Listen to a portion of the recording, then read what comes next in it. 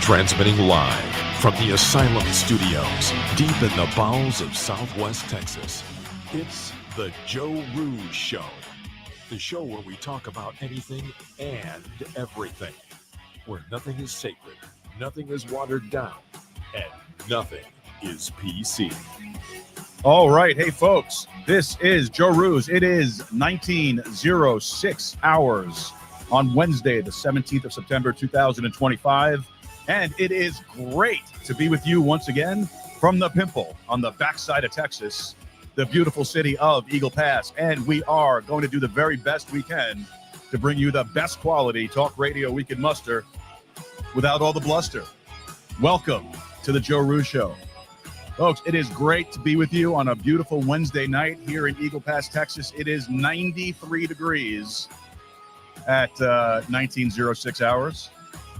And it is a beautiful, beautiful, beautiful day. Very, very, very close to not having even close to an on-time start today. I thought it was going to be a lot later than what we really were. Had a little unexpected visit today at the job, which kind of delayed us getting anything done, really. So we're going to be flying by the seat of our pants on tonight's show. So we'll be making up a lot of stuff as we go along with our guest, who I see is already waiting for us in the waiting room. So we'll be bringing him on here shortly. Just usual housekeeping that we need to do. So first hour, we're going to have Evan Jaqua or Jaqua. He'll correct me when he comes on. And then in the second hour, we have Wayne Rankin coming on to give us an update on what he's working on up there in the People's Republic of Washington State. So we will be enjoying that conversation immensely, as we always do with Wayne. We all know Wayne. He's a little bit on the excited side. Let's just leave it at that. And so we'll talk to him in a little bit. All right. So folks, as usual, just do me a favor and head over to our website, joerouge.com. Should be popping up there on the screen right now. When you get over there, look for the contact form, open that little thing up, and send us off a message. Let us know whatever's on your heart, whatever's on your mind, any questions, comments, cares, concerns, criticisms, complaints, praise, whatever it might be. Maybe you have a suggestion for a guest. Maybe you have a suggestion for a topic of the show. Let me know. We would love to be able to accommodate you. Also, if you don't want to use the web form, totally cool with me. That's why we have an email address. You can always email me at info@joerouge.com. That's info@joerouge.com. Always looking forward to hearing from you guys. So please don't forget to send over those questions. All right. Also, while you're on the website, if you would, just check out the support page.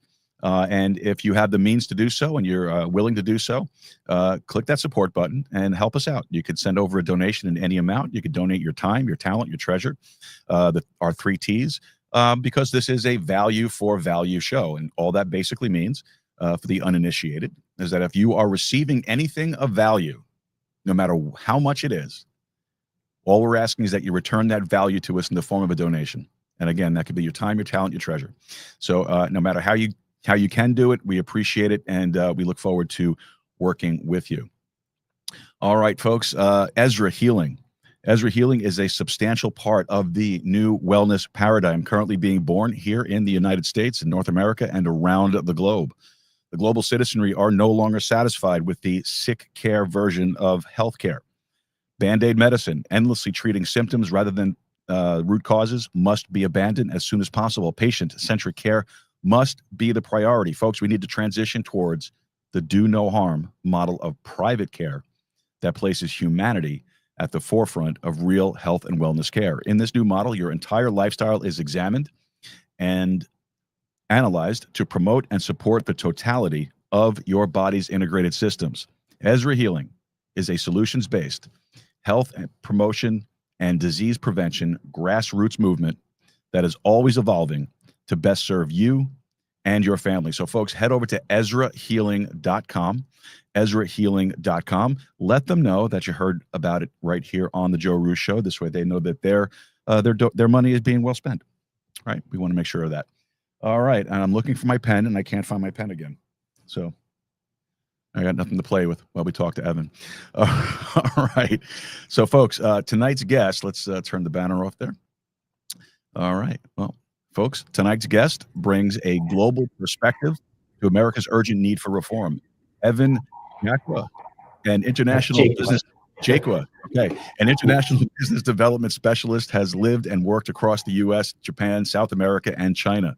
He's fluent in English, Japanese, Spanish, and Chinese. He's seen what unites humanity: the desire for freedom, prosperity, and a bright future. From cafeteria worker to computer engineer, international consultant to business owner in IT and aviation, Evan's diverse career mirrors his varied life experiences. He's also a single parent. He's faced some real-world struggles and successes. Alarmed by America's decline, he founded the Solutions Party to overhaul politics, curb corruption, and restore trust. His bold ideas at solutionsparty.org aim to spark a movement for change. Evan, welcome to the show. Well, thank you, Joe. I've been looking forward to this for a long time, and I'm happy we finally made it happen. So this is great. And it's great to see a fellow. Yeah, I was noticing the same thing. We have the same barber. Yeah, we do. It's called a straight edge, you know. You just gotta... Yeah, it's well, you know, I like to call it. This is the green hairstyle. You know, certified green. You know, use very little water, very little electricity. Little water, little electricity, little soap, all that stuff. It's good stuff. It all works. Yeah, I did this recently. Actually, I got tired of spending the money on hair dye. I was getting way too white for my age, so let's just get rid of it. I've calculated, I've saved, you know, literally thousands of dollars over the last 2 decades. You know, not going to the barber, not even buying shampoo. I just use soap, you know, from head to toe, and no comb, so I have to worry about how I look in the morning.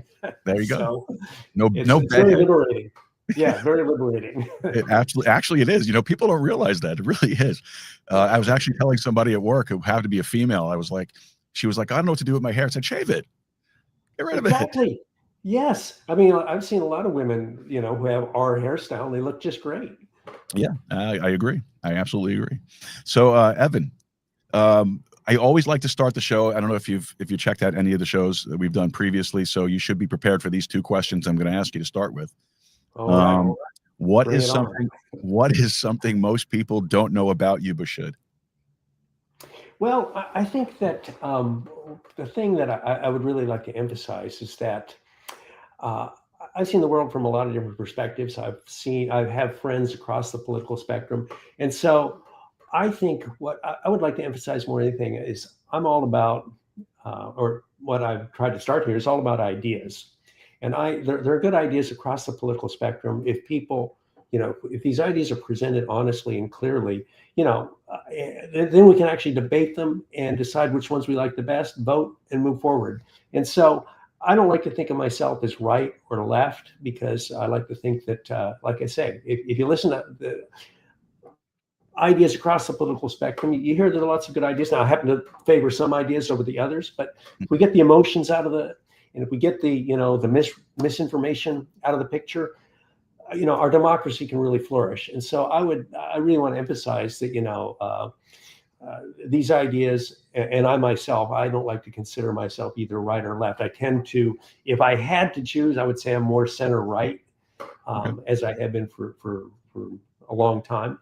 But I have friends, like I say, across the political spectrum, and I'm welcoming for all ideas and all points of view. And one of the things I like about your description of your show is that PC is out of the picture. Let's have honest discussion. Tell me what you're really thinking. I'll tell you what I'm really thinking. Let's get it all out there, and let's have a civil discussion and move things forward. Yeah, exactly. And there's no reason to argue. The whole thing with the free exchange of ideas is open debate, being able to talk and express yourself. And look, we may not agree on everything, but that's no big deal. That's how we learn. We learn from each other that way. Exactly. And one of the things that I always try to emphasize, one of the things I always try to emphasize on the show is no matter what, you have to keep talking. Exactly. Once you stop talking, that's when the problems start. That's exactly. when all the misconceptions and false ideas. And we see a result of that, unfortunately, which took place last week out there in Utah. Yeah. So. Well, I think the thing that we always must keep in mind, this is what I think is the key to so much, is that people have always disagreed. People will always disagree. The key is, how do you handle those disagreements? Now, in the old days, they would sharpen the spears, they would sharpen the swords, and they'd go at it, and the best band of brawlers won. Eventually, we humans figured out that wasn't really the best way to move things forward. So this idea of breaking up the country, for example, well, is that really the solution? What's going to happen if we broke up this country into a blue country and a red country? Well, before long, you're going to get within the blue country, you're going to get the exact same thing. You're going to get unscrupulous politicians who are going to take advantage to exacerbate division. And the red thing, this is a never-ending cycle to nowhere. When you start dividing, that's what I like to say. The politics of division is a never-ending cycle to nowhere, because you're never going to have some, a utopia where everybody gets along, everybody agrees, and history is ended. We're always going to disagree. The key is, how do you handle those disagreements? Well, let's talk about our different ideas. Let's not assume that the other people have got malicious intentions in mind. Correct. We all want the same thing. We all want freedom. We all want prosperity. Let's hear the different ideas. Let's vote on them, and let's move forward. It's that simple. And I just want to say one other thing. I have lived in communist China. When I was in Japan, I had a North Korean experience, which I'll tell you about at some time. But the great thing about our country, in fact, a Chinese individual once told me, what they really loved about living in America was the freedom to think, having the freedom to think your own thoughts and express your own thoughts. Because in countries like China or North Korea, only one thought, only one opinion is allowed. And our system is far superior if we would just, get the emotions and the lies out of the way. Let's get the ideas on the table, and we can kick China's butt. We can kick the autocracy's butt if we just, get this, the out of control emotions and the lying out of the picture. And I've tried to propose some solutions for that. And the final thing I want to say, these ideas that are on solutionparty.org, these are actually a summary of ideas that I've talked with people around the world. There seems to be a lot of commonality, a lot of discussed with politicians and politics and political parties. And so these ideas, I would like to say, I'd like to take credit for them, but they're actually a summary of different ideas that I've had the honor of talking with people around the world about. Yeah, I was actually looking at your website a little bit earlier today, and unfortunately, because of everything that was going on today at the job, I wasn't able to really spend a lot of time going through each piece of it. But it's a pretty comprehensive website. It's very easy to follow and navigate through. So I would encourage folks to head over to solutionsparty.org. Check it out. It's very informative, from what I was able to really look at it. And we're going to pull it up here in just a few minutes. We'll do a screen share, and we'll kind of scroll through it in just a little bit. But I loved your comment. That was a great comment, but you didn't answer my question. Oh, well, the first one was, the first question I answered was, I don't want to be thought of as, this isn't right or left. And so I want everybody to know that I'm open to ideas, whatever they may be. Sometimes a very bad idea is the inspiration for a very good idea. So, I just don't want people to come and think, look at my website, for example, and think, oh, this is a left-leaning website, or this is a right-leaning website. It's not that at all. It's no, actually, it is a website. Yeah, it's a website that it's meant to encourage ideas, an exchange of ideas. These are my ideas, but this isn't the be all or do all. Let's hear, if you want to critique them, great. I'm all ears, Right. So that's the first thing I wanted to emphasize. This is not right or left. Right. And what was your second? Your website is very clear as well. It says right on the front page, politicians are the problem. Let's do something about it. And underneath that, it says, we are the anti-political party. So Exactly. So I think that pretty much sums it up. And as a matter of fact, one of the things I do is talk about reforming political parties. But before I go into that, I think you had another question you wanted to ask. Yeah, what's your go-to beverage to help you unwind? Well, that's simple. That is simple. My go-to beverage is a Michelob Ultra Cold. All right. Yeah, that's there's not. I actually I've lived in Portland, Oregon for many years, and that's like the microbrew capital of the world. Yeah. And it's hard for me now to find a good old conventional light beer. It's like people look at me like I'm from Mars or something. I just want a Miller Lite. I just want a Michelob Ultra. And it's like, oh, you want to drink that crap? And I think all I want is a nice, refreshing beer that tastes like sparkling water with a beer flavor. That's my favorite drink. That's a great way to describe light beer. I've never heard that before. I like that. Well, for myself, I'm a bourbon guy. I love my bourbons, and there's nothing better than a nice bourbon sitting out by the fire out in the backyard with a nice cigar and just chilling, relaxing, and just enjoying yourself. That's. To me, there's nothing better than that at the end of the week, especially. Well, I'm actually tempted to try that because there is one, I believe, called Evan Williams. My middle name is William, so Evan William, and so I feel an affinity with Evan Williams. But I've never. What's that? I can give you some recommendations, some really good ones. Oh, that'd be great. Yes, that'd be great. I know Evan Williams is probably not at the top of your list, but I've had it. No, I have had it, and it's very good. Mm-hmm. My go-to is Elijah Craig, either the toasted barrel or the small batch. Either one of those are great. Toasted barrel to me is better. It has a better flavor to it. It's just has that nice rich flavor, and it pairs well with cigars like that. I like Maduro cigars. So I like those dark wrappered cigars, especially lately. I've been on this kick with the Camacho Triple Maduro, which is it's a Maduro fill, Maduro wrapper, and everything. Really? Wow. Yeah, it's a 3-layer Maduro. So it's a beautiful cigar, pairs beautifully with the Elijah Craig toasted barrel. Another one that I go to more, if you want to call it an everyday. Now I just set the record straight. It's not. I don't do this every day. Okay. I was at one point every day, but I don't do this every day now. but my quote unquote everyday one is it's a really nice bourbon called 1792, and I had never had that until I came here to Texas, and really, and I never saw it. I'm from New York. I never saw it anywhere up in New York, but when I got here, I saw it one day, and the guy in the store that I was talking to, he was like, "Hey, you should try this one. This is really good." And I did, and I got hooked on it. It's really nice. It's smooth. It's inexpensive. Probably cost you, for the average bottle, probably cost you maybe $35. Not horrible, The only problem is they came out with a much larger version of the bottle, and that one's about $70. But Oh, it'll wow. last you. It'll last you longer, but that's a bit much to have around the house. But no, it's really nice. I enjoy it, and it just helps me relax after the week. It's like I call it my victory dance. I didn't kill anybody this week, so let's relax and just have a nice drink and a cigar. It always works out. So well, if I'm ever in your neck of the woods, I'll buy you that if you buy me an Ultra. Absolutely. We'll get that taken care of. You're welcome anytime, my friend. Anytime. So your lifespan goes through diverse roles, cultures, 4 continents. Right. How have those particular experiences shaped your view that America needs urgent reform? Well, I think the first thing is the commonality, whether we're talking to people in South America, whether we're talking to people in Japan, whether we're talking to people in the US, whether we're talking to people in China. The common problem is our politicians.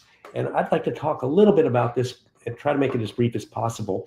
But the thing that occurs to me is that let's just start off with kind of a bizarre thing to say. And the bizarre thing is basically, the human brain is a wonderful thing.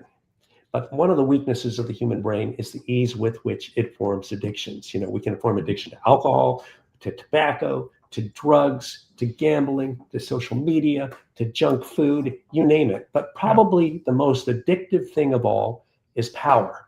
As George W. Bush said, power is very addictive and it's very corrosive. As John Boehner, the former Speaker of the House, said, he said, frighteningly, quote unquote, frighteningly, I watched people get an ounce of power and it completely changed them.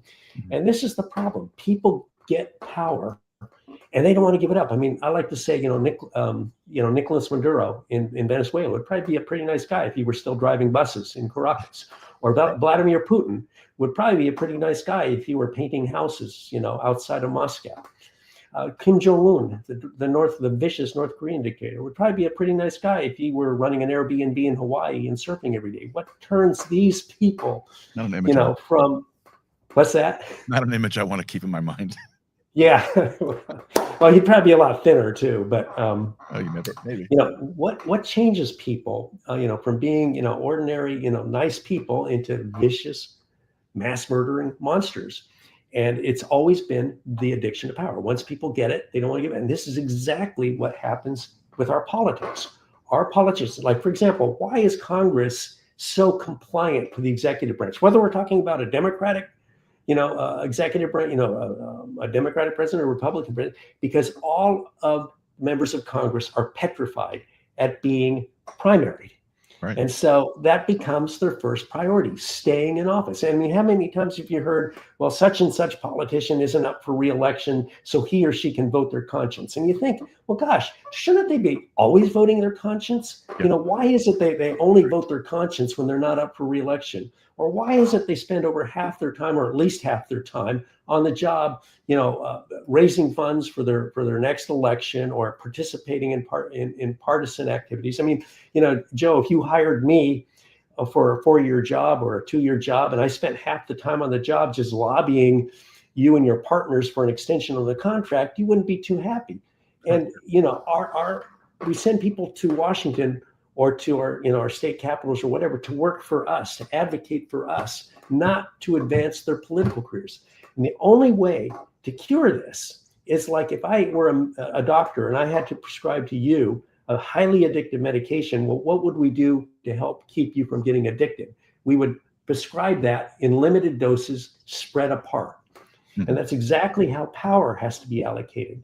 That's why I think you have to limit time in office to 1 term. And not only that, you have to put an additional restriction that while you're in office, you can't run for another office, because if you allow them to run for another office, they'll use their present office as a springboard for their next election. I agree with you. That's why I say put a 2-year limit or 2-year waiting period from the time your time in office ends. You have to wait 2 years before you can run for another office. So that's the fundamental idea of the Solutions Party, and there are a bunch of other ideas to try to address the weaknesses or the weak points in our democracy. But that is the fundamental idea. It's got to get the control of the addiction to power, which is plaguing our politics and making it so incredibly dysfunctional. You also mentioned talking about re-election Yes. and eliminating re-election. So I guess that goes in line with what you're saying about just one term, no re-elections to long-term offices. What was the moment that really made you realize that was something that really needed to be changed and made and pushed you to launch the Solutions Party? You know, I can't really say a particular moment. I remember I was having a discussion with a friend of mine who's we've had a number of political discussions. He's quite MAGA, which is great. I respect that. And we were having a civil discussion, as we should, with anybody. And I said, I think what we have to do is you just make it one term, because our politicians and all across the political spectrum, their first priority is staying in office, and that's as long as their first priority. If you've ever known somebody with an out of control addiction, like I have, I mean, I have terrible alcoholism in our family, or here in South America, and in the U.S., I've met people who are great when they were in high school, but they get addicted to some drug and it completely destroys their brain. People who get addicted to video games, these addictions completely change people, and that's exactly what John Boehner said. Addictions, because the addiction becomes the priority. And sometimes you hear people say, gosh, we have such idiots in Washington. Well, addictions make you dumb because the addiction becomes the priority. And so I would say, I remember specifically having this conversation about one term to answer your question, specifically. This was back about in 2016, I would say, it was before the 2016 election. Okay. Now you proposed some really, really, for lack of a better word, bold reforms, like restoring trust in journalism, exactly, breaking the alliance, special interest groups, politicians.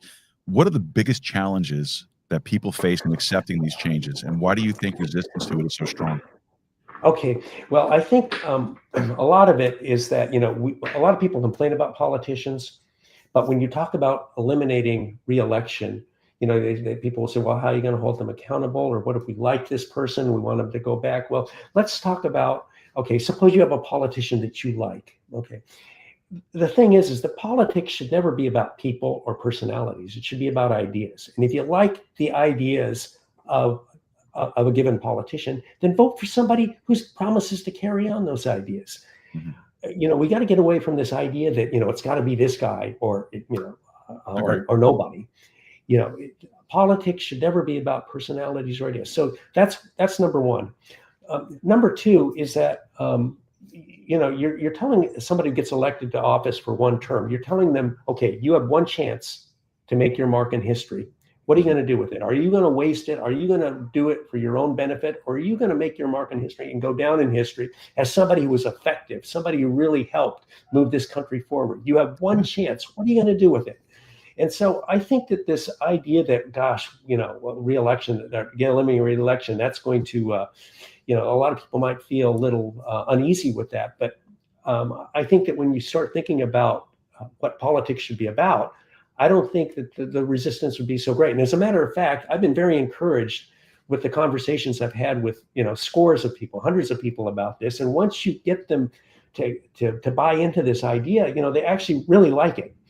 And the final thing I'll say is that, the great conservative columnist and commentator, William Buckley, said he'd rather have 2,000 people randomly selected from the Boston phone book representing them than 2,000 career politicians. And that's exactly what we would want. We want our politicians, our Congress, for example, to be a cross-section of America itself. We want to have, the congressperson from New Mexico. We want, a business owner from New Mexico, a truck driver from Washington. We want to have a lawyer from Chicago. We want to have the teacher from North Carolina. We want to have a cross-section of our population representing us in Congress, not a rich lawyers club.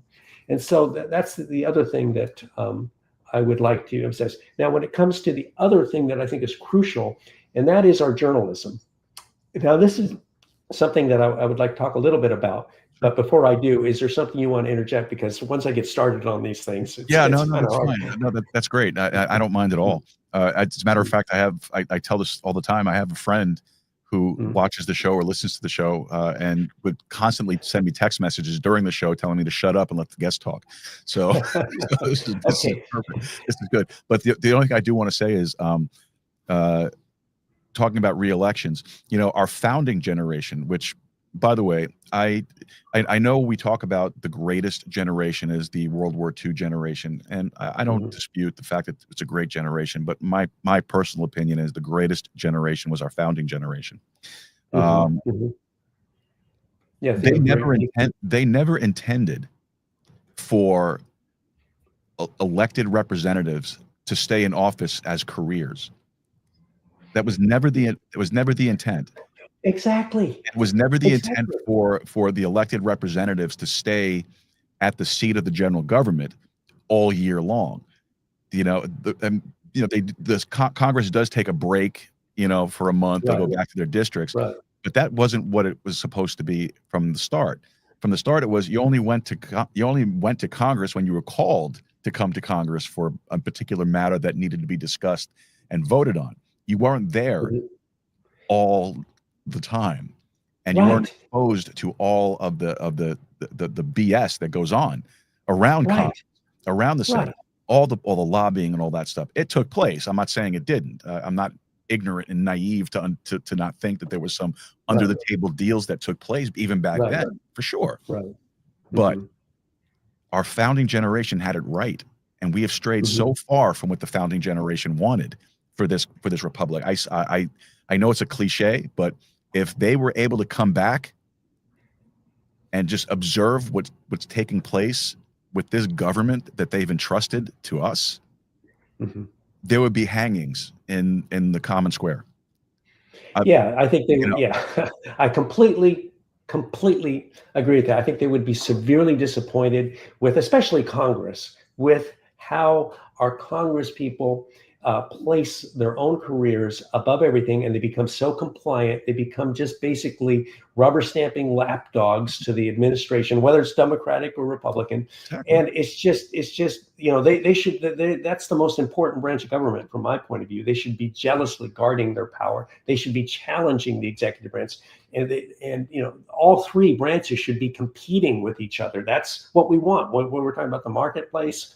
In economy, or the marketplace of ideas, or power. We want these three entities competing and holding each other in check.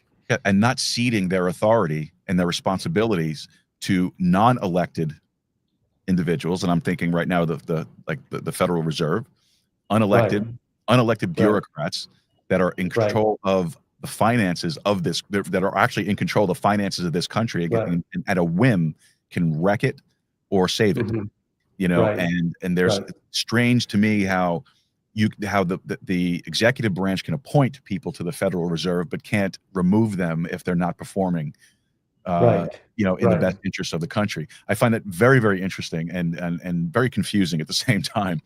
But that's off the subject. You wanted to get into journalism, and I'd like to hear this. So please. Well, I just want to make a quick comment. One of the things I propose, talking about bureaucrats, is that we limit government employment to 5 years.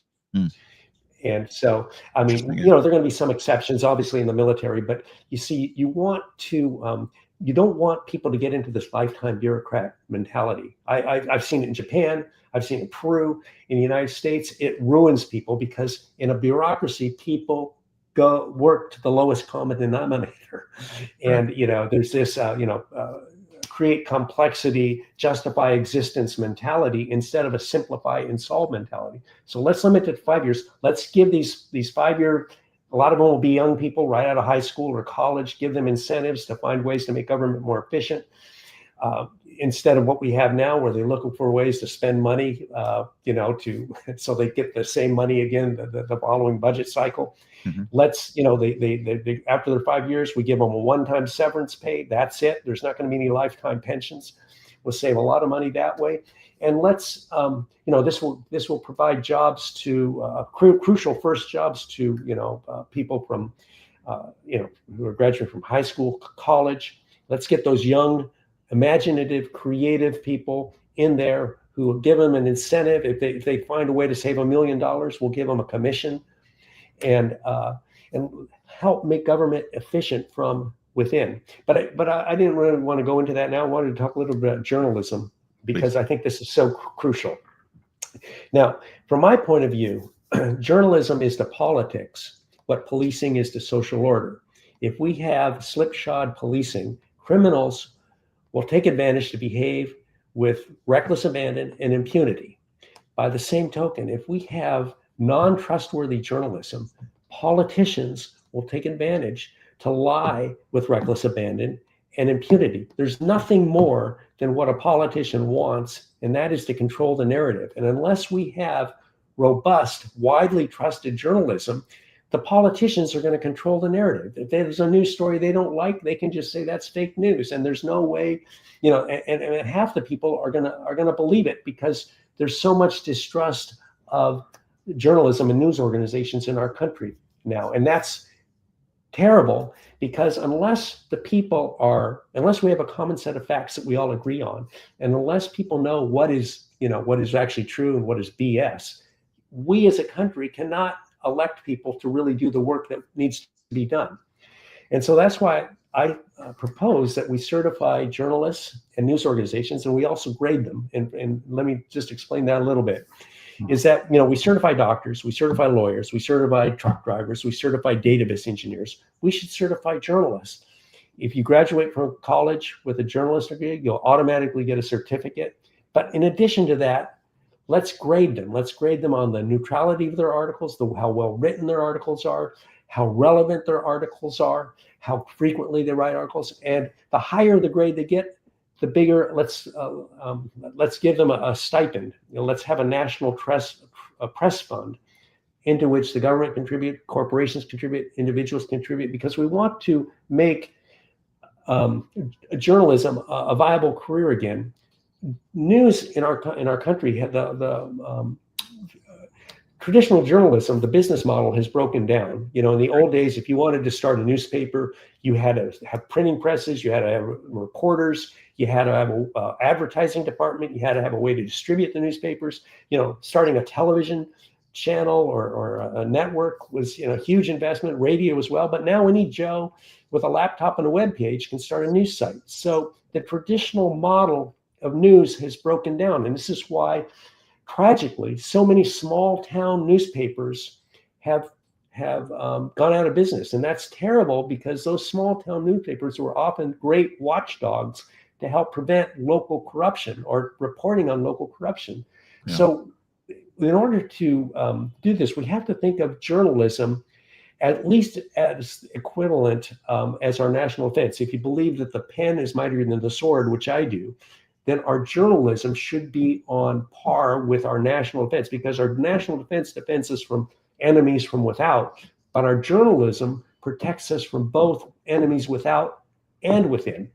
And so we need to have robust journalism. And so we need to have what I call is a way to support journalism that is independent of marketplace considerations, because the news is just not a viable, with a few exceptions, it's not, the traditional news model is no longer a viable news model. Now, what have a lot of news organizations done? Instead of reporting news, they've gotten into the emotion manipulation business. They've got into the political infotainment business, which their business model is not reporting facts. It's manipulating the emotions of their audience. It's providing entertainment under the guise of news.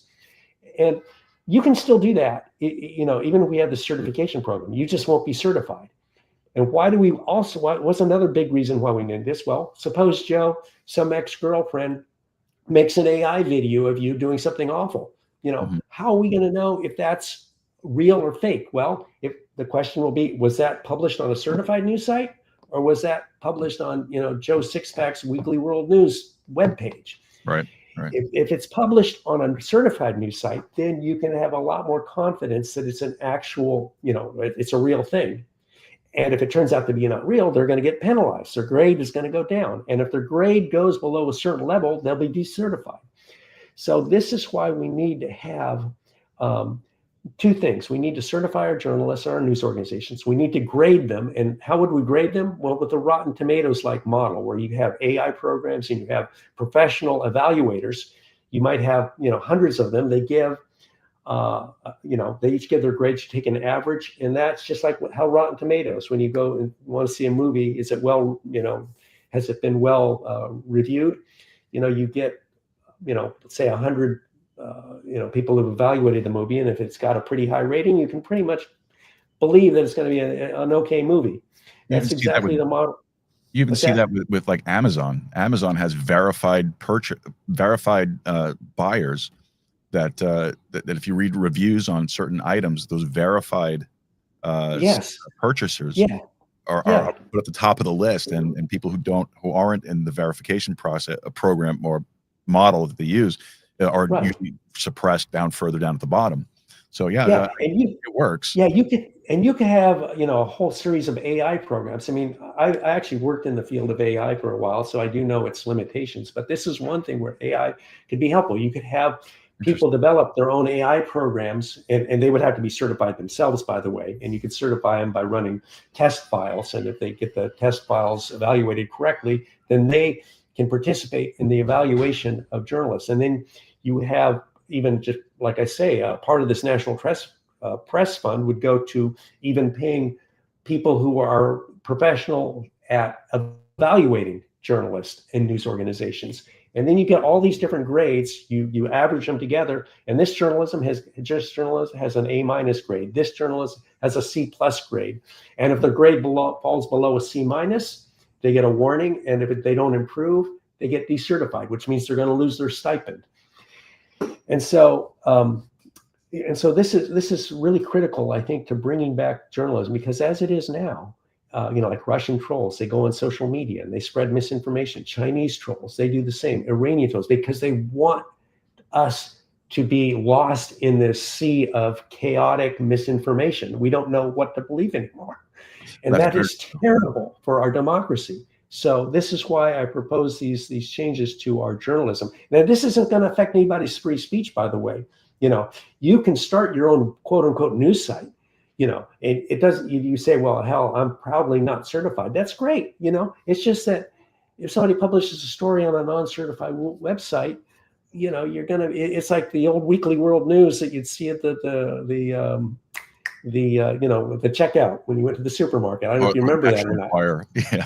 Yeah, it's like, okay, we'll see that more like entertainment, but nobody seriously quotes the National Enquirer or the Weekly World News. When they say that Satan escaped from hell, not a lot of people would take that from seriously. Or Martians, purple leprechauns from Mars are running the White House type of stuff. They're not. Yeah. Well, that's it. I'm wrapping up the show now. We're done. Oh yeah. But so yeah, that's another critical thing that we need to address, is because our democracy requires a well-informed and honestly informed electorate. And I think that once that happens, the emotions will be turned down. The emotions now in our country are way out of control. And Agreed. Part of the reason is because we have these quote unquote political infotainment channels and social media enables whose product is to emotionally manipulate people. That's what they do. And so if we have people getting their sources of information from certified news sites, certified opinion columnists, then I think you're going to get a certain percentage of people say, hell with that, I'm only going to listen to this political infotainment channel. Well, that's fine. Go ahead and listen to what you want. But I believe that most people will come to trust if we have a certified and graded system for our journalists and news organizations. Well, it does make sense though, because if people want actual, they're going to go to a trusted source, right? And the certification process ensures that they're going to get the non-biased, unless they break it down. There's left-leaning certified, right-leaning certified. I'm sure you can go in different directions. Yeah. The thing is, though, is that if they, you're going to have, but if the more they deviate from neutrality, the lower the grade's going to be. Now, you could have a certified columnist, opinion columnist, who's on the left, and that's great. But you should have also one who's on the right. Mm-hmm. Let's let people hear the different points of view. And talking about this, I want to mention a little bit about the tragedy that happened last week with Charlie Kirk. Now, I admire him a lot for going and taking, his points of view to universities and talking with students, and I think that's great. But for me, it's like watching a professional boxer go around to universities and taking on college boys, for 3 minutes and beating the crap out of them, and then claiming he's a great boxer. I think it would have been a lot better if he had toured with a counterpart and they had debated and then take questions, and they both start the debate saying, let's everybody keep an open mind.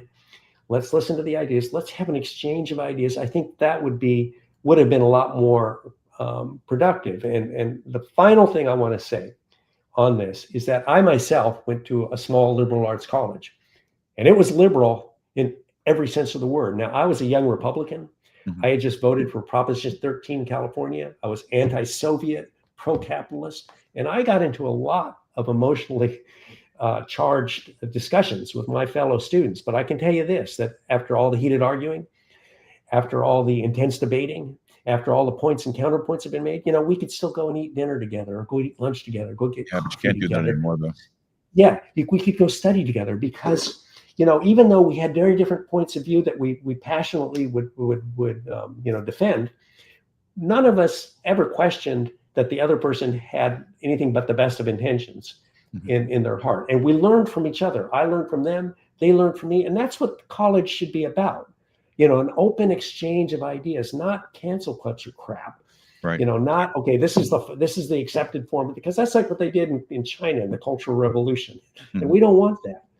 And so, let's encourage in our universities and let's get professors who present principled points of view from different points of view. Let's let them hear the different points of view and make up their own mind. This is not indoctrination. We don't want indoctrination in our country. Yeah, but that's what the public education system has become, and so has the university level has become. It's become an indoctrination centers. Well, the thing that any education system at least in our country, I think, or anywhere, but especially in our country, the ultimate goal should be creating free, independent, and responsible thinkers, not indoctrinated. We want a country of free, independent, and responsible thinkers. That's how you make a great country. You don't make a great country by indoctrinating people. If you want to indoctrinate people, you're going to get a country like North Korea. I mean, honestly, that's what you're going to get. Yeah, it's we used to say I used to say this a lot. And it's not original with me. I've heard other people say it too. Is the problem with the modern education system is that they don't teach people how to think. They teach them what to think, and that's a big difference. Right. That's a huge difference. It's exactly.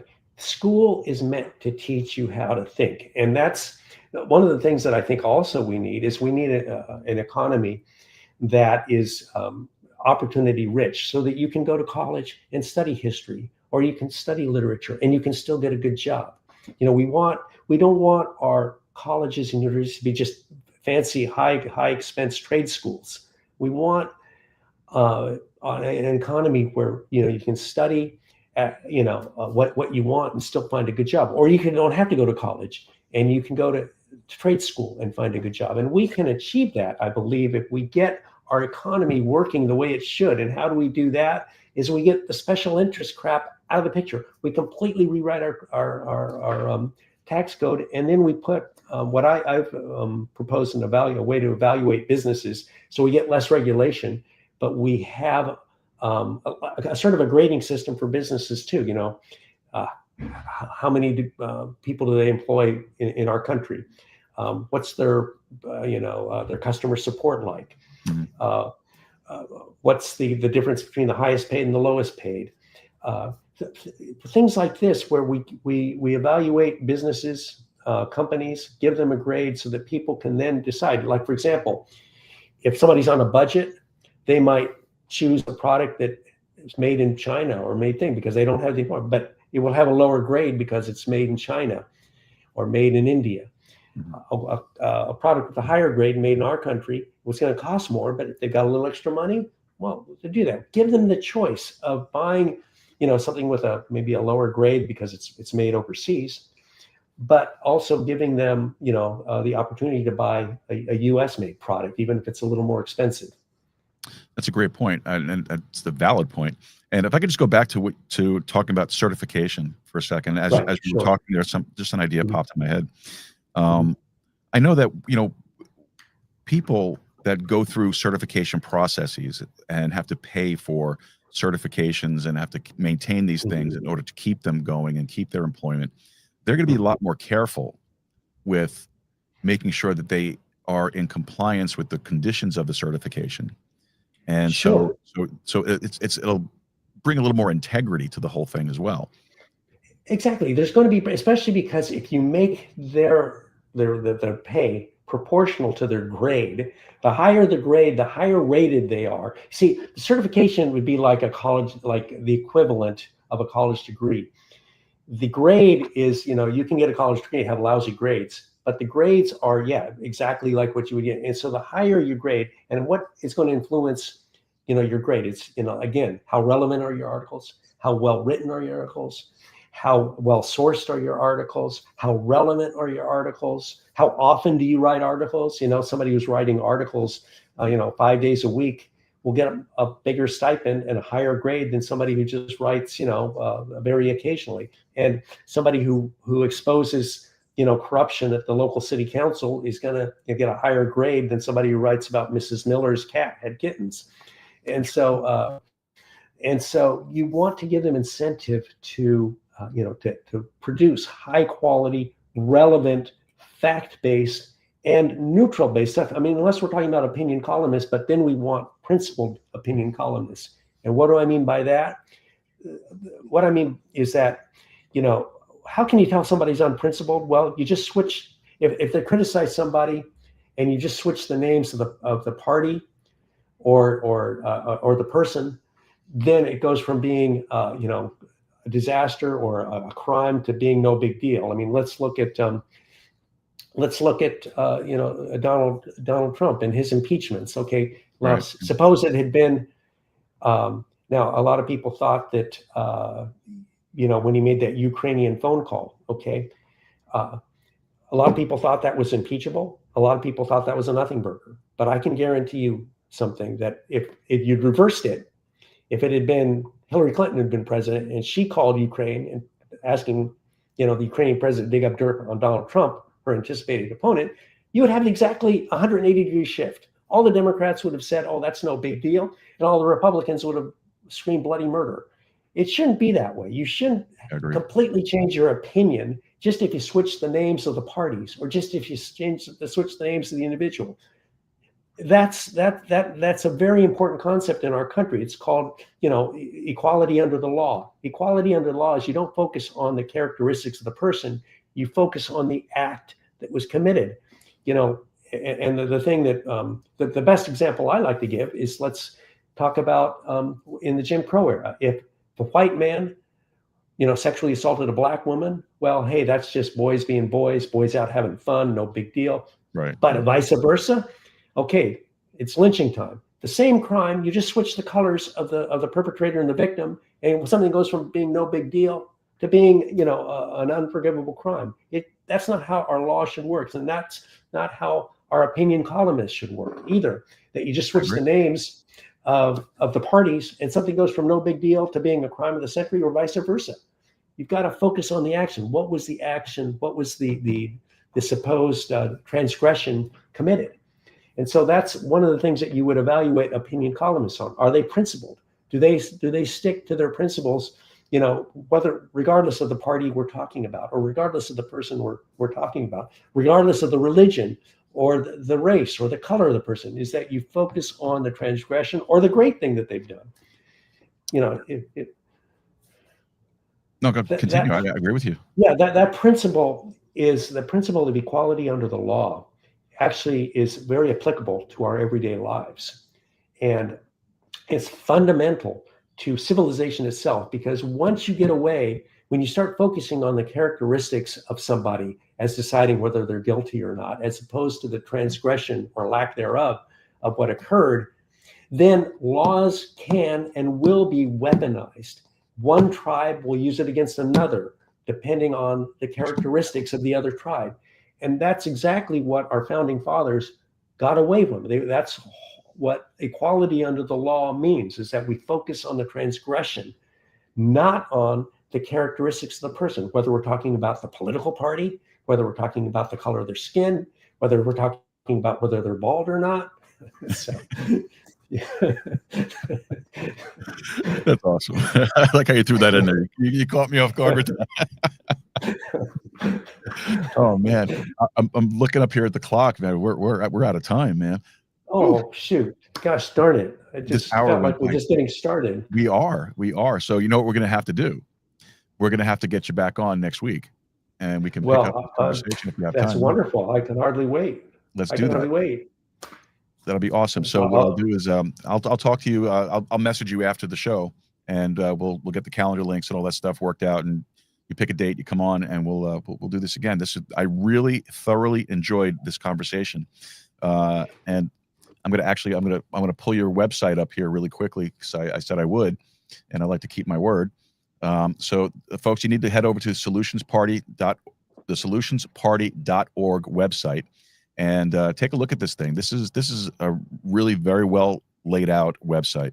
You have all of the different things. We've talked about a number of these things already, but there's so much here that we need to get into. We can talk about even further, and there's a few other things that we should talk about as well. So let's definitely get this scheduled again. You come back on. We'll finish this thing up. Maybe we can get you a day where we don't have a second hour guest. And we could stay on for the full length of the show and talk about these things. This was a great conversation. That would be wonderful. That would be wonderful, Joe. I can't tell you how much I've enjoyed this as well, and I can hardly wait to continue the conversation. And yeah, let's work together with other people, and let's make our country what it should be. Let's make it the majestic country that it should be. I agree. And so not only through your website, but where else can folks find you to follow up on the stuff that you're doing and keep in touch with you? Well, I post daily on X at _solutionsparty. I tend to be a little sarcastic. I believe in going after all politicians. So sometimes, if I say something a little sarcastic about Donald Trump, please be assured that I feel the exact same way and felt the exact same way about our previous president. And so being irreverent to our politicians is a great American tradition. I hope nobody takes it personally. But you're right. Please don't take it personally. It actually is. It is. That's how it should be. Exactly. In North Korea, that's the death penalty kind of stuff. Or in Iran, that's death penalty. Or even in Venezuela. In our country, let's make fun of our politicians. Let's have fun, and hopefully they'll laugh along with us. I hope so too. All right, Evan Jaqua. Yes, sir. That's right. Jaqua. Perfect. Gotcha. Evan Jaqua, thank you so much for being with us here tonight. God bless you. And I'll be following you on X after the show. I'll connect with you, and we'll definitely get you back here again. We'll do this. I really enjoyed this conversation. This was great. Thank you so much for it. I appreciate it. Well, thank you. It's been my honor. I can hardly wait for the next time. Same here. You have a great night now, sir. Thanks. You too. All right. All right, folks. Evan Jaqua, make sure you check out his website, the solutionsparty.org. Really, really interesting and very well laid out website. I think you guys are going to be able to find a lot of really good information in there. So make sure you check them out. All right. So what we're going to do here is we see Wayne is waiting for us in the waiting room. So what we're going to do is I'm going to take a quick break and got to run to the little boys' room. Take a quick break here. When we come back from the break, we'll bring in Wayne and we'll have a little conversation. We'll find out what's up in the People's Republic of Washington. Folks, this is the Joe Roos Show. Don't forget to like, subscribe, and share it with your friends, your family, and your followers. Look, it helps with the algorithm. Okay, so please hit that like button, hit the share button, do those things. Help us get found a little bit easier than what it has been. All right, I made so many changes so people find it better. I changed the name of the show, all that stuff. Come on, you can do me a favor and hit the like button, hit the subscribe button, and share it. All right, I appreciate it. All right, folks. So we'll be back right after this. You stay with us, and don't forget, it's a live show, weeknights, 7 p.m. Central Time, right here with you, which I love to do. All right, we'll be back.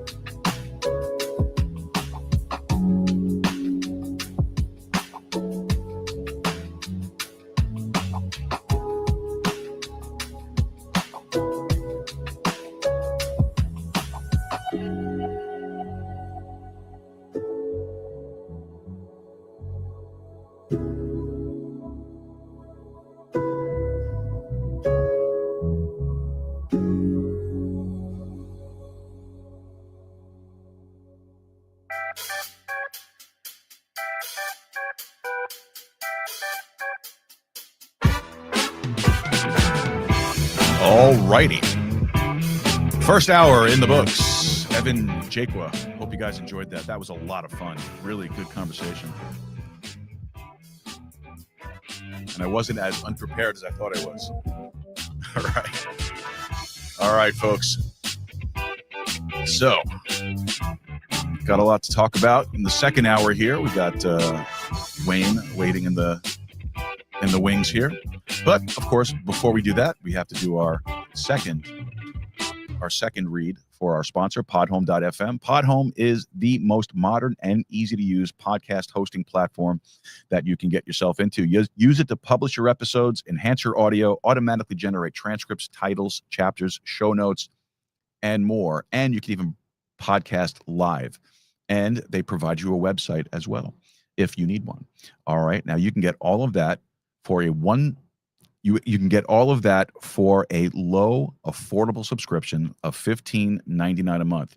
That's $15.99 a month. Now, if you go to podhome.fm today, you sign up, you get 30 days free, and then $15.99 a month thereafter, and you get all those great features. Now, folks, remember, I've been on other platforms over the years that I've been doing podcasting, and for what you're getting at Podhome, you're going to pay easily double, maybe even triple what Podhome is asking for.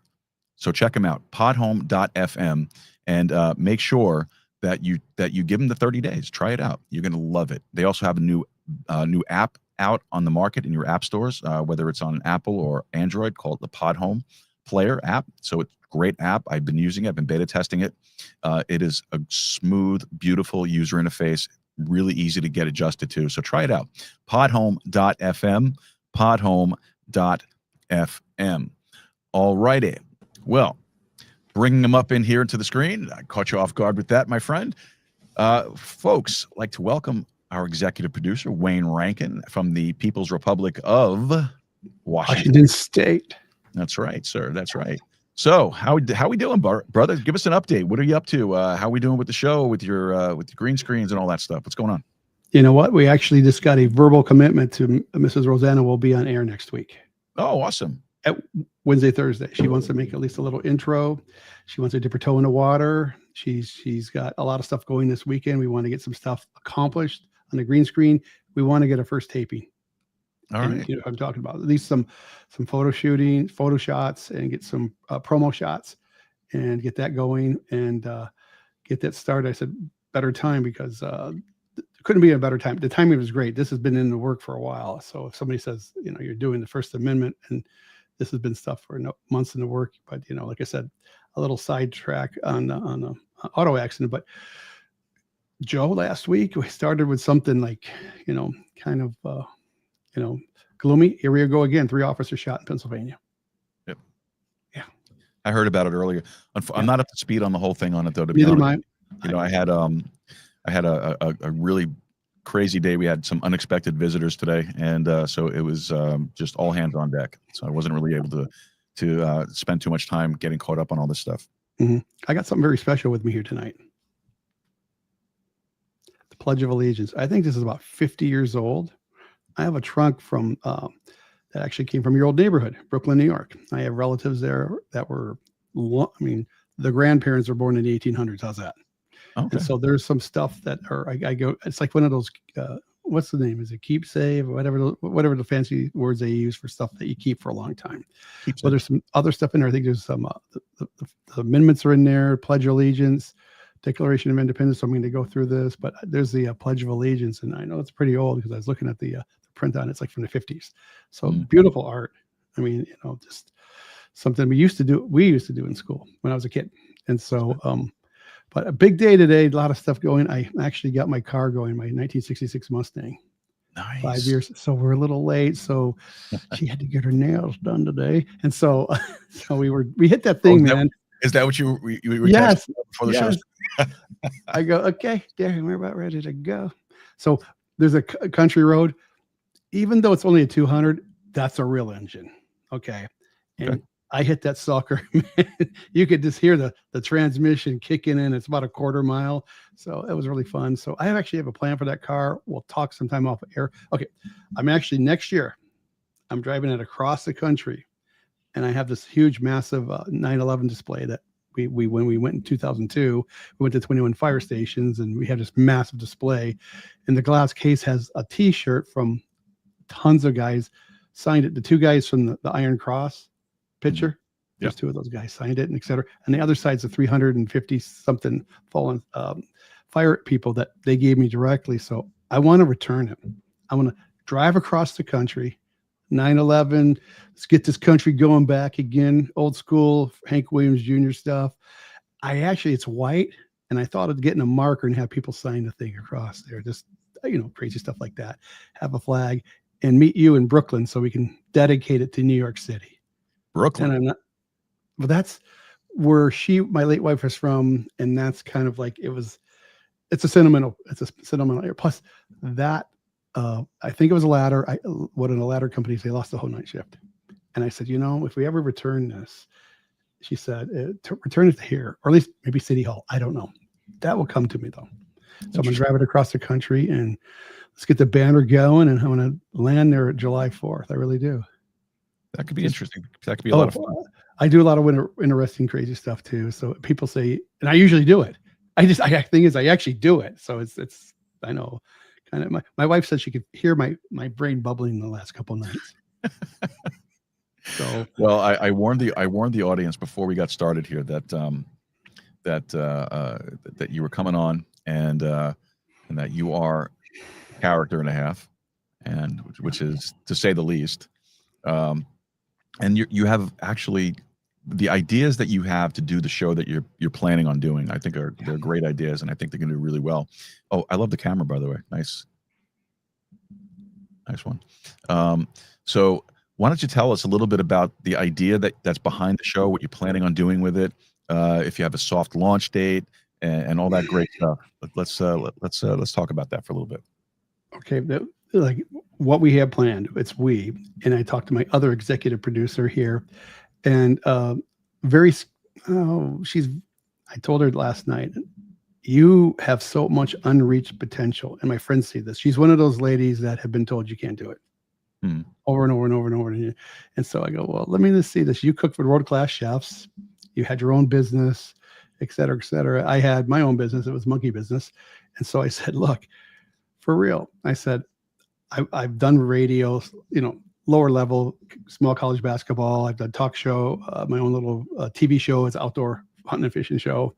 And as it goes for the geopolitical, oh, heck yeah. I mean, I hope I don't step over some boundaries when I say this. Like Charlie Kirk, I spent the last 20 years of my postal service life across the street at the library. I'd have a 2-hour lunch, soaking in everything. I didn't go to college. My buddies I grew up with, you got your master's? No, I don't. I just got a high school. Dude, where do you get it? I'm an information junkie. I love it.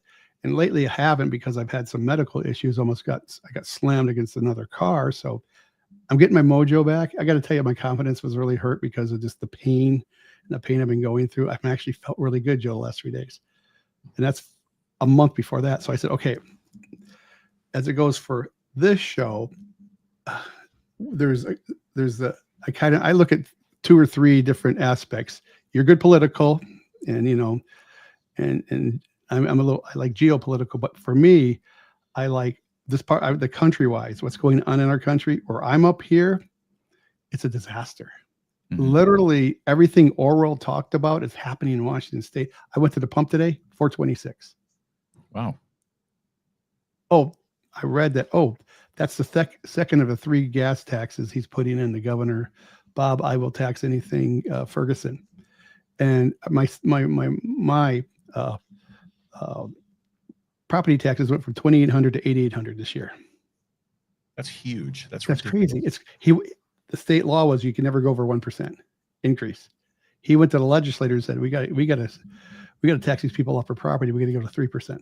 So this stuff like that, everybody else could say all the stuff, the local political shows here, they don't have a lot of bite because this is not even blue. It's deep blue. I mean, it's the bluest blue. Them, Oregon and Washington is one state. They're talking about getting a 3-state mandatory vaccines. At the state level. At the state level. So me and Rosanna were talking today. We were like saying, really, what's coming down the pike? Are they going to say where she works at her business, total vaccination, you're fired? I'm serious. I'm not. This is, it's funny because when Orwell wrote the book, I read 1984. This stuff's coming true. I mean, it's not far-fetched. So that's the sort of things my show I want. Like I say, I cut my teeth on a guy named Art Bell. A guy named Art Bell. I think he's one of the greatest voices. He had the greatest voice in the nighttime. Yeah, he interviewed guys that lived with aliens and et cetera. But the guy, he really would take it. What I like, he had the respect for the caller and the guest. Yes. And he would actually, so tell us about what your alien friend said. And he didn't, what is that word? Patronize him? Is that the word, Joe? I'm trying to. He wouldn't patronize him. He would encourage them to tell their story. Yeah, exactly. And so that's how I grew up. That's my experience with talk radio.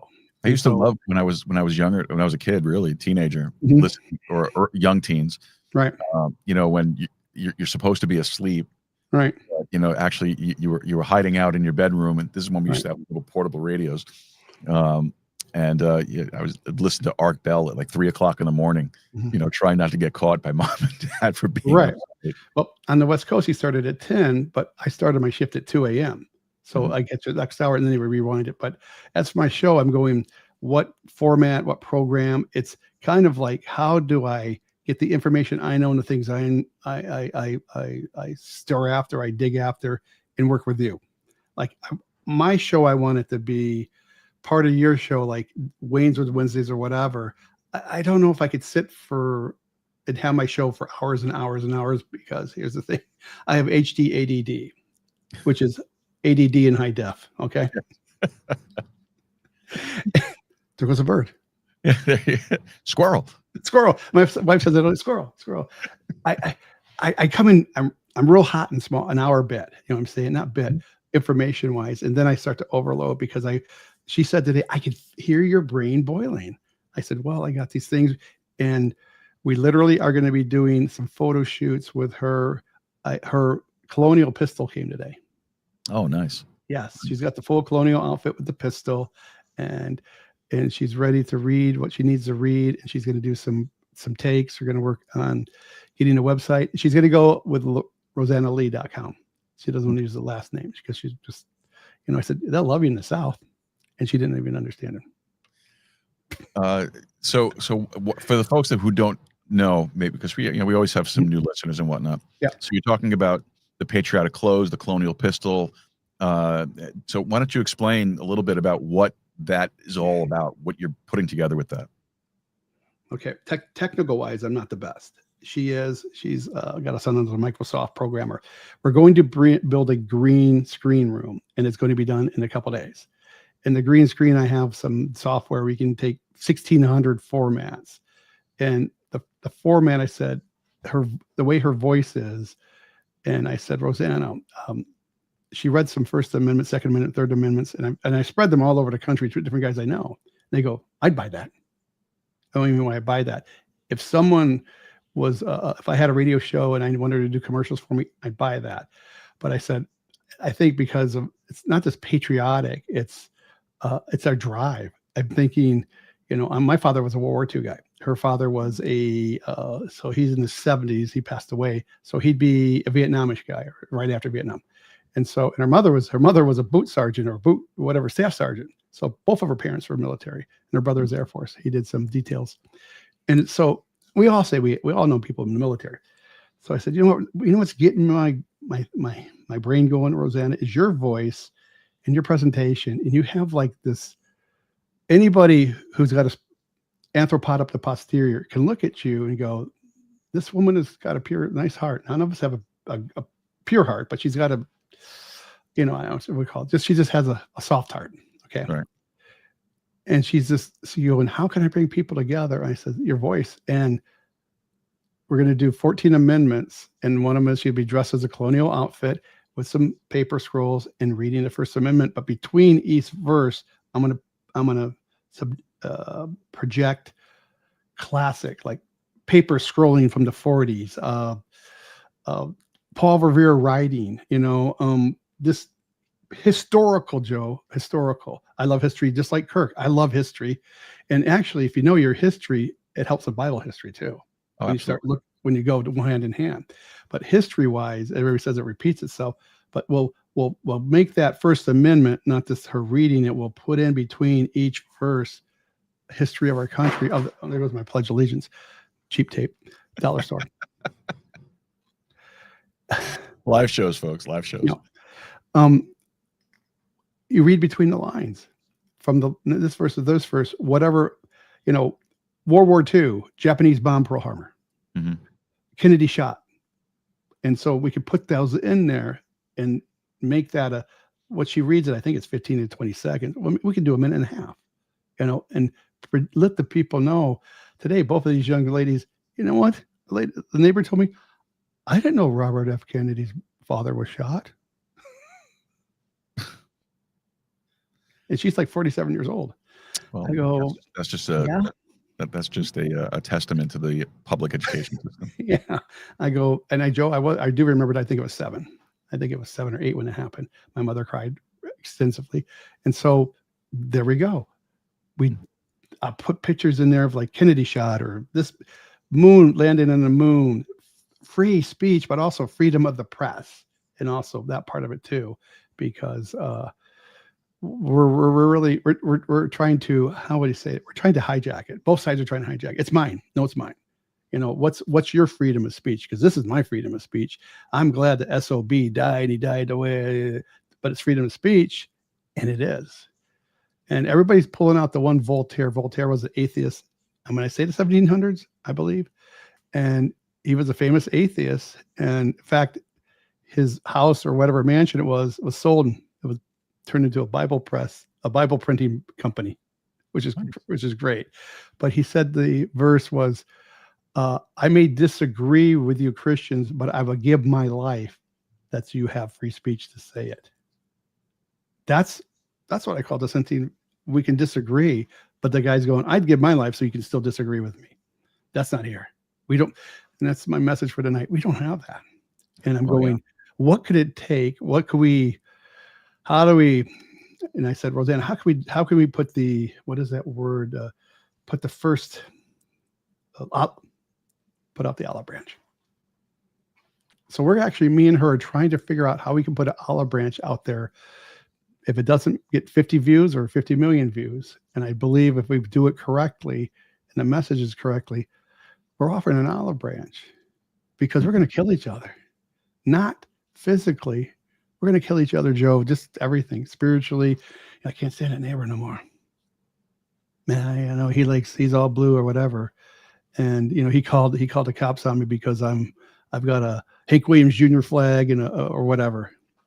And that is the point where I'm actually thinking that could come to that. People say civil war. No, I think a mentally, emotionally civil war where you just can't trust your neighbors. You don't want to like them. You don't want to do nothing with them. And if the power goes out in the community, when I grew up, now I'm from the Detroit area outside, Joe, we lived on the front porch.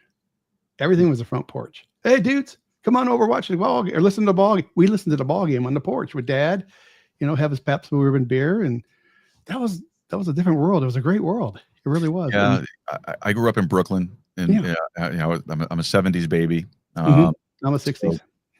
So I know what you're talking about. I mean, my neighborhood back in Brooklyn, I was born and raised in Sheepshead Bay, Brooklyn, and it was all right. Sheepshead.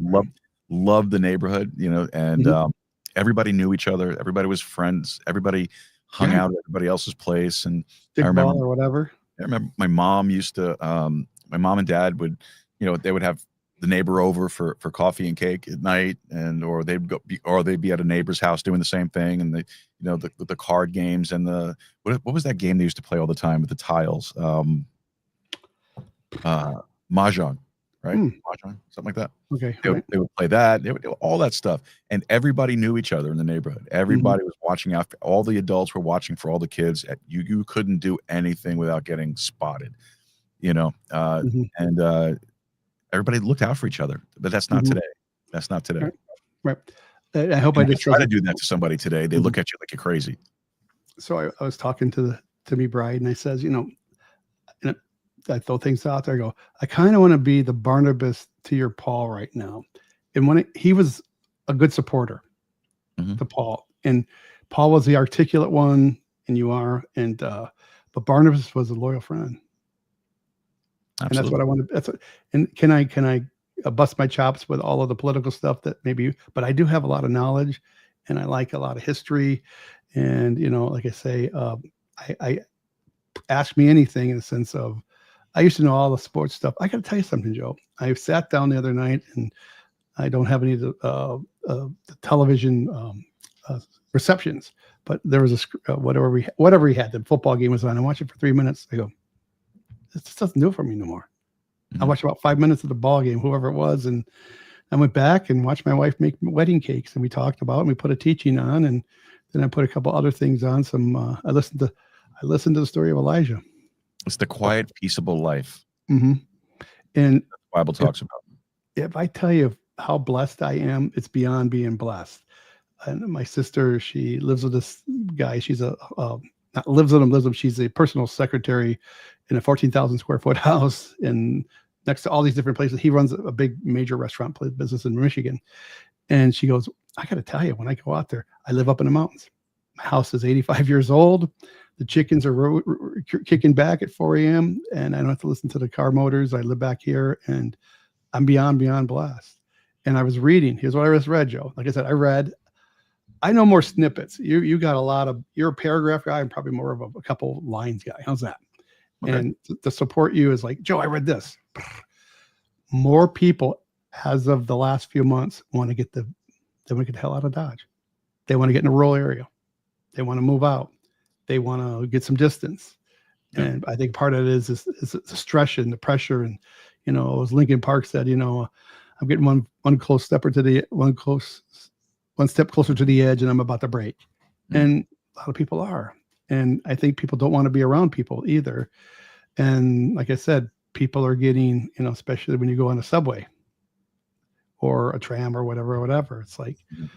it's the way the world. And now we have 3 policemen that have been lost their lives and some others. It's like, this is the pictures I'm seeing. It's a rural area. There's nothing but hundreds of acres of cornfield.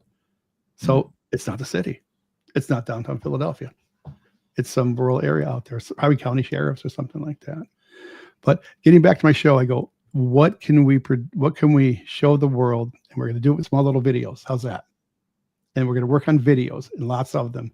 And I'm not talking about showing some girl's butt on a TikTok. I'm talking about, let's look at this. What does this really say? The right to free speech. And we'll cut it to the bone. What does the right mean? What is, and I want to take the dialogue and use it. And I'm very visual. I love pictures. I love video. I love movies. And that's where my strong point is. I'm a filmography guy. I could tell you who directed what movie and what. Like, Robert Redford died the other day. I mean, I didn't care about his political views all the time, but he did some good stuff.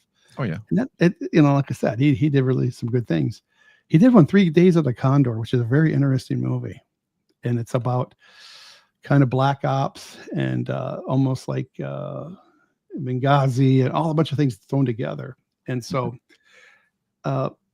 taking the visual and showing people, here's what an amendment is, and breaking it down, the whole amendment, each part of it, and showing what visual a part of that amendment is. Are you just going to do you're just going to do the Bill of Rights? You're going to do all the amendments? All of them. Okay. I already got the first 4 in my brain written down. I like to write. So I got the first, so I'm going to help her out with, and when you make movies, the little screen cards, like 20 different cards. And this would be scene 1, scene 2, scene 3. And so, right. And then I will have a whiteboard for her, but the green screen, you could be in a battlefield. It's really cool. The software I have, you could be in World War II. It's kind of neat, actually. Yeah. World War II. And okay, here's a Second Amendment one. She's going to do like a cowboy Western one. So then I have the alternative one. Yeah. Well, don't spoil it. No. The alternative one is, I told my friends, they go, oh, you're blowing me away, man. Dude, get this going. One guy said this, our country needs this. I think so too. I mean, I'm a small guy in the bottom of a basement up in the mountains, but the 3 I put, and I talked to a guy who's really professional with a lot of stuff. He goes, do it. Let's go. Let's roll. Get the film rolling. And he says, it is truly the message. And the message, how we do it is, just taking it's like the scripture says. Is it scriptural? Is that what Jesus really said? Did Jesus really say that? Let's take a look. No, he did. So what did the founding fathers say? And even throw a few pictures of those guys in there. So I love to take. I have to get all the stock footage that's what they call it, public domain, and free music that I can put in there. And it's really a message for our country on its 250th anniversary that, let's not blow this completely. Let's somehow figure out we can do this. You know what? If you want to I call it the spite. You ever heard of spite fence? Oh yeah. Yeah. Oh yeah. The spite fence. Build a 8-foot fence so your neighbor, and you'll make sure the other side, the raw side, is facing them. You have to be, you got the finished side of it. Yeah. You got I just read this. I just seen a picture. If you want to really piss your neighbor off, give them the unfinished side and the crap, whatever, like the stamps on at Home Depot, whatever. The old spite fence. Let him figure it out. Let him figure it out. So it was an interesting day. Me and my wife, we had to get some stuff done. She does weddings and she works at her business. I don't say what it is. And she's got that done. And she says, let's get the screen going. So this stuff will be all green, and she's going to get the downloads, and she's getting dress rehearsals by Friday. Awesome. I like to have it up by Sunday. Let's get them on, and I'm going to figure out how to send them to anybody. It's everybody. I'm serious. Tucker Carlson, Alex Jones, Kid Rock. I'll find all this stuff that I can send to people. Well, of course, you. And I'm going to send them to anybody and everybody. And she's setting up her website. That's the first one's free. Then she wants to put it on there for like 99 cents to view them. And there's a couple supporting agencies she works for. Well, one is called Shared Hope. It's human sex trafficking rescue in Washington State. Mm-hmm. And I said, what would be the second one? Well, I said, we'll talk it over with Joe. Not going to say what it is. We'll talk it over, the three of us, and figure out where we want to go with that. And of course, this stuff isn't free either. We want to upgrade our studios, me and you. And I think people really understand that now, what it takes to put microphones and software and all the stuff, the computer screens and everything like that. And if you're doing it from your own pocketbook, so it's going to be nice to say, hey, we got some income. Let's get that Megatron 4000 monitor. Yeah, it's not cheap, and it's not, and it's not easy either. Yeah, and it's monthly. You have to pay internet and this and this. So she's got accounting degree, so she knows how to do all of that. But that's where we're at, and to help you with your show. And I talked to two other people that want to be on it, and so one of them is Paul Shorb. He started Faith Harvest Helpers, retired chaplain, Army chaplain, and he has started an incredible nonprofit down here. He about 15 years ago, these men took soldiers, went to the state of Washington that were throwing these beautiful salmon that come up. Salmon come from the ocean, and they call hatchery fish. They go to the hatcheries. They take the eggs for whatever ones they take. They know what to take, and thousands of others they toss. So they started a program, and our organization said, we'll take them. We'll take them ourselves. We did 1 million pounds of salmon in 10 years. Nice. And carved them up. So he wanted to talk about that. And here's the thing he wants to talk about: the resistance. We put our property up. We raised all the money ourselves. We took 2 buildings, and the resistance, I'll let him tell you. Okay. It's the same people who are celebrating Kirk's death. The same fashion. These guys are up to something. They're burning crosses out at the. Why would we Christian burn crosses? That's the Democratic Party's deal. They started that in the 40s or 30s. Christians don't burn crosses, people, and other crazy stuff like that. So they put all the kibosh they could to. And here's the one last point on this point. We want to just get out and feed people that don't have it. Well, I don't care. You don't. Mm-hmm. You just answered, you don't. As I said, one of my sayings, there are people out there that are unhappy if you're happy. Yeah, I agree with you. That's true. So it's I know I'm forgetting a few things, but we were getting the ball rolling. I'm sorry I got into a major, almost death car crash. It's slow. Boy, I'm such a slacker, aren't I, Joe? Really, you're terrible, brother. I mean, I don't know what to do with you. In the last 4 weeks, I haven't had less than 4 doctor's appointments, physical therapies, or treatments. 4 out of 5 days of weekdays. And it's not even because you're old. Not at all. No, not at all. No. If somebody says, so what happened to Roseanne? I go, well, she did hurt. She broke that fingernail right there. Well, it's true. She didn't get hurt because I made a quick decision. But God has it. Oh, good. Thank God she didn't get hurt. No. And thank God, even though you did get hurt, you're still here, right? And you're still able to do the things you do.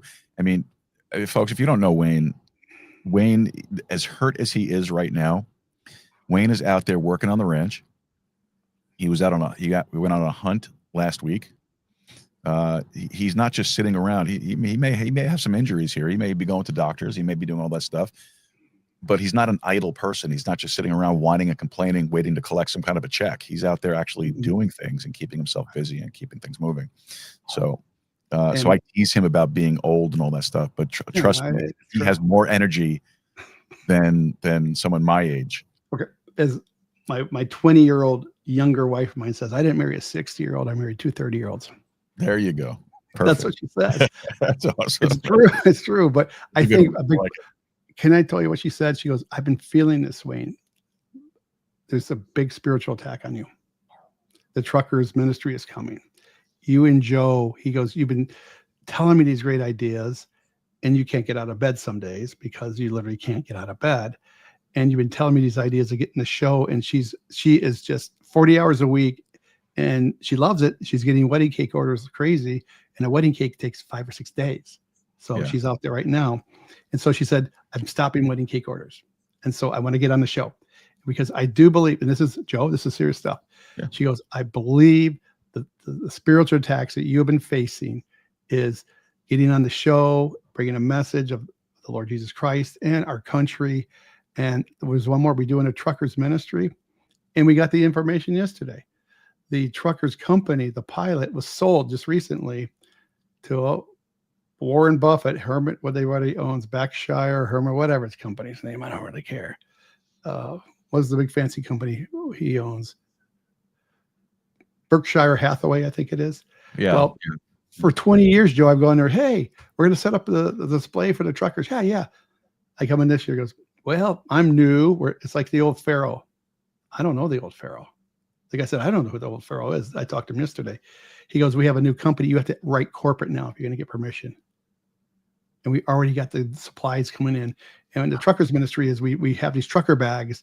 They got cookies in this and all gospel message and just encouragement of these people. They are those guys are the shepherds from Jesus' birth. They bring you all the good stuff, but you don't see them. They bring you everything, your toilet paper. So there. And so very true. I came back to Rosanna. She goes, well, we'll just have to call the company. And all we need, Joe, here's a prayer. All we need is a yes from a person at corporate, and they text us or email it. We get it printed and take it. Yes, they can do this. That's all we need to take it over to this power tripper dude. I mean, he was power tripping. We've been doing it for 20 years, and they used to say, man, we love you guys coming in here. Well, we got a new management. So we'll walk the line, as Johnny Cash says. So that's the truckers is something that we start in September because that's how long it takes to get. And so, and I'm getting a grassroots movement to get Joe Ruse to Washington. We're working on it. No, I'm calling people, and we're getting a movement going. It's probably going to be next month because I'm still waiting for that thing that I told you about to take place. Right. So, right. And you know what? Next month will be good because the silver salmon fishing are coming in. So we're going to go fishing Friday. Yeah. Or should I wait and come up on my birthday? When's your birthday? November. November what? 20th. Sorry, Joe. It's elk season. You can't come. Maybe I want to go on the hunt. No, come on the hunt with us. No, you got carte blanche up here. You probably get guys that take you elk hunting, man, because I got to get in contact. I've been trying to get in contact with some of the old policemen down here. It's been a little harder than I thought. But, I mean, you won't have to buy a beer or whatever when you get here and my pastor wants to get in contact with you. And here's something I would like to offer the audience and you at the same time. Talking to pastors and a couple of the men's ministry guys of you speaking. Okay. And I said this, I always like to name stuff, after 9/11, the state of the nation doesn't have to be that. Please don't misunderstand me, but we need some message that where do we stand right now? And you're a good messenger, Joe. You're an incredible messenger. I appreciate that, brother. No, really. I mean, I appreciate it. I really do. I'm not being sarcastic. I'm serious. But you left a mark on the guys up here, my buddies, my mailman buddies. There's about half a dozen. Yep. Whatever he wants. We'll take him subs or pizzas or this or whatever. We barbecues. No, it's just respect. Of course it is. I appreciate that. I really do. Not necessary, but I appreciate it. No, but it's kind of a friend of Wayne's is friend of theirs. Yeah, well, of course. Well, and I get that, and they're a bunch of great guys too. I remember them. And, I appreciated, all the contact and all the conversations, I should say, that we had when I was up there last, which was, I can't believe so many years ago already. That was crazy. 03. So I'm also working on getting my chops back in front of the mic, because you got to understand my mic was screaming in the mic for football. Two tight ends in the balance line. Johnson, But this is why I want you to come on the show on Wednesday evening. I want you to get used to this. I want you to get back into the routine. This is why I want you to do stuff. This way we can get this thing going here, brother. We got to get your stuff going. And it is, and like I said, no more cakes. She said, no more cakes. And here's is it a weakness or a positive? I like a muse, M-U-S-E, and she's a muse. Yeah. She is my muse, and not just mine. The people that I've known and worked with her, she's a muse to them too. And just where she's worked at different places, different company, same company, different places. I've talked to 2 or 3 different companies, different places, the same company. Man, when she's got great ideas and she comes in, the smile's incredible. Her email, Smile on Purpose. It's the most incredible smile. But she's my muse on taking the 77 ideas I have in 14 seconds and take it down to 2. And so I do have ADD. It's like I said, squirrel, but I'm going to work to get focused and get my ideas just all uniform.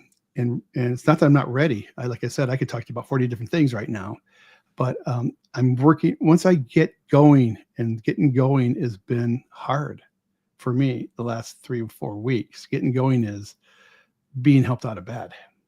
I'm not trying to, I'm a tough dude.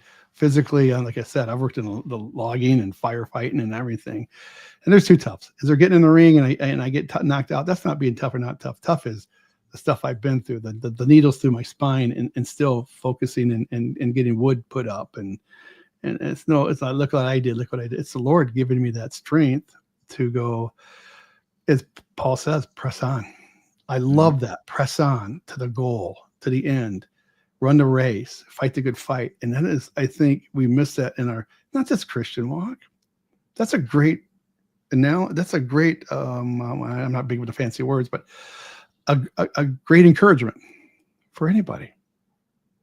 Fight the good fight, run the good race, get up every morning. And my son was a garbage man for 9 years. He made $30 an hour, with benefits, but he got up and did the job. Yeah. And now he works for a lumber company. But once I said, Shane, you're doing it, man. You're getting up at 4 a.m. You're getting it done, man. You got a great house in the country where a lot of guys your age are still living at home. That's my Jewish mother. That's my Jewish mother. My friend Martin, he is going to help us walk us into the technical part from, was that green screen up? Live shows, folks. Live shows. Yeah. So Martin, his parents were Holocaust survivors. Wow. Yeah, his father was the guy who escaped the camp and found the 70th Division or whatever it was and liberated that camp. Then came back and went to Israel and fought for the birth of the nation of Israel. Martin, he just loves me, man. He's always worried about me stuff, but he's going to do some technical work and he wants to help me with this stuff here as I do like this. It's this, computer stuff. And he's actually going to be kind of like an executive producer for me and Rosanna to help us with some stuff. And he can't wait to meet you either. And so a lot of people want to put in, and this is where my weakness is. That's where she's at, putting all these different segments into a group and going, Wayne, we've got this. And so you can glean off of this. And so, yeah, I could talk for 3-4 hours, but stuff. We're actually up against the clock here, so okay. One last thing. I've gone to Bible college myself, and as the pastors always say, 3 years in the mission field is like how many years 2 years in the mission field is 4 years in the Bible seminary. We did 20. I did 20 years out there, most of it in America, which my friend in Nigeria said, you have the toughest country in the world you're going to. So, I did all of this and I go to my pastor. I go, Pastor Tad, I'm thinking of becoming a pastor. No, wait, no. He goes, we don't need 3-hour sermons and you're better out there. He goes, no, your strength is out in the world. There you go. His face. No, it was instant. He was a former lawyer too. He's going, yeah, no, that's great. And I did his Bible classes, and I mean, doing a Bible course. It was understanding the times. We moved through every single religion from Nimrod, yes, to like Joseph Smith, and past that even. That's and great. So that's stuff I've got some knowledge on. But he said no. Actually, when my wife passed away, I actually was up there for 45 minutes. He had to come down and get me. There were people going, funerals are this terrible, but you were telling jokes and stories. We didn't want you to leave. I go, well, you know, when you celebrate someone's life, especially if you know Christ, it is a celebration. So I actually wrote, when they said the celebration of life, I said the celebration of eternal life. They said, yeah, that was a good one there. Yeah. So that was on the thing there. So there we go, Joe. I probably haven't detailed it enough. It really is coming together. Like I said, she's done with this cake. She works triple time. She said, that thing's getting put up. We're going to get the monitor. We got a brand new camera. We're going to get all the software put on it. We're going to see, she goes up, she's going to do some photo shots, you know, and see how she looks on what, you know, different outfits or whatever. And then she's going to do her dialogue. She's going to run through her dialogue. And she says, I owe Joe these. I owe him 5, 4, 6, 4, 3, 2 minutes. Yes, you do. So no, she does. She's actually, can I tell you, she's actually stressed out about it a little bit. No, I don't stress out about it. No, I told her, I said, no, when you do them, they're going to be just right. Exactly. Because you'll be what you need to do, Rosanna. And like I said, she wants to do those things and whatever other little bumpers you have. So there we go. There's a lot coming. It doesn't look like it right now, but it's going to break wide open here. Because Joe, this is the best I've felt in a month. Good. It really is. Excited about it. Looking forward to it. I got to do this read here, so hold on. Don't go anywhere. All right, folks. Just wanted to talk to you about one of our partners, AmericanHempHub.com. If you head over to AmericanHempHub.com, you can shop from some of these amazing products that they have available to you, like the Cannon Mixer, the gummies, this dark chocolate, the pre-roll. This stuff, you got to check this stuff out. It's really good quality stuff. Comes highly recommended by the folks at Ezra Healing, our sponsor, and another partner of ours. And this stuff is just amazing stuff. So you need to check this out, AmericanHempHub.com. And if you use promo code ROOZ, ROOZ, you get free shipping on any order over $40. So head over to AmericanHempHub.com, AmericanHempHub.com. I had to do the screen share because I couldn't find the graphic. So we had to do it that way, which is fine. So all right, brother. So I'm gonna close out the show here. So if you want to hang out there for a second while I do it, we could do that, and then we can say goodbye when we're finished with that. All right, folks. So don't forget, head over to the website joeroos.com, joeroos.com, and when you get over there, you're gonna see a little pop-up is going to pop up on the screen there, joeroos.com, and that's the programming announcements email list. So all you need to do is just fill that thing out, get yourself on the mailing list. It is absolutely free, which means it don't cost you nothing. So it's absolutely free. Sign up for it. We're not going to sell you anything. We're not going to send you, hey, buy this supplement and buy this shirt and buy this. We're not going to do that stuff. All it is programming announcements. That's it. Let you know what's coming up on the show. So sign up for it. Stay in the know. It's the best way for us to keep in touch with everybody during the course of the week and to get the information out that's out there, mostly because I'm terrible with social media stuff. All right. So joeroos.com, sign up for the programming announcements email list. All right. Now, also don't forget to check us out on our socials at Truth Social, at Joe Roos, Twitter or X, or I like this one. I heard this the other day, Twix, at Joe Roos. Mine's Joe Roos, Facebook, Joe Roos Show. Instagram is not Joe Roos, and TikTok, Joe.Roos, and Getter is Joe Roos. Make sure you check them all out. Follow us everywhere, and we'll be sure to follow you back. All right. Now, our shout-outs to our executive producer, Wayne Rankin, who's sitting right here across from us, executive producer, Rosanna Rankin, executive producer, Carolina Jimenez, and executive producer, Marissa Lee, and, of course, our inestimable producer, Anonymous Angela. Guys, thank you so much for all that you do. We really do appreciate your donating your time, your talent, your treasure to help put this show together, and we wouldn't be able to do without you guys. So thank you so much for all that you do. Now, if you'd like to become part of the team here, a very simple way to do that is head over to the website, look for the support page, and then you could sign up for our associate producer tier, which is $17.76 a month, our producer tier, which is $18.36 a month, and then our executive producer tier, which is $25 and up. All right. Now, all of those tiers get the shout out on every show, included in all the show notes, included in all the emails and everything that goes out.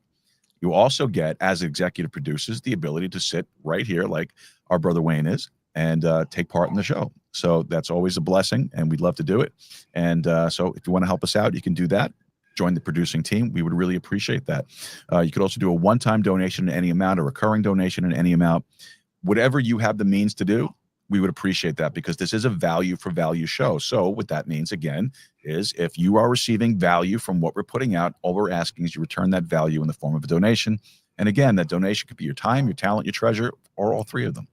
All right. So just head over to the website, take a look at it. And if you have the means to do it, we would really appreciate that. All right. If you want to help us out with cryptocurrencies, you can do that also. Our wallet information is all up on the page as well. We have our Tether, we have our Ethereum, Bitcoin, Texacoin, Solana, Algorand, XRP. All that stuff is up on the website. So just find the right one and click on that thing and send them on over. All right. We also want to say thank you to the folks that are listening to the live broadcast of the podcast on all of the modern podcast apps. Thank you so much for doing that. We appreciate it. And we know you're listening because of the sats that are being streamed to us. Now, sats are just micropayments of Bitcoin.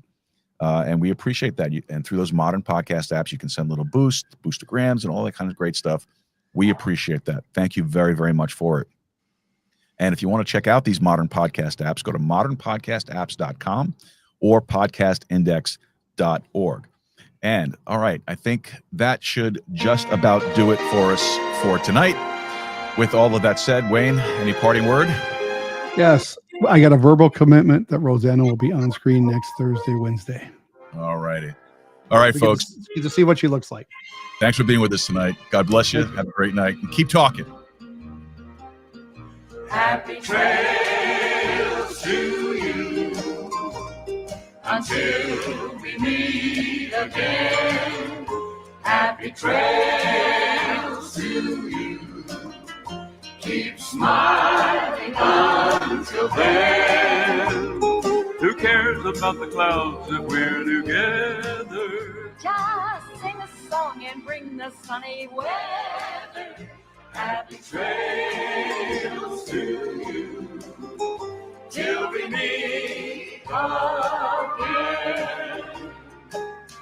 Some trails are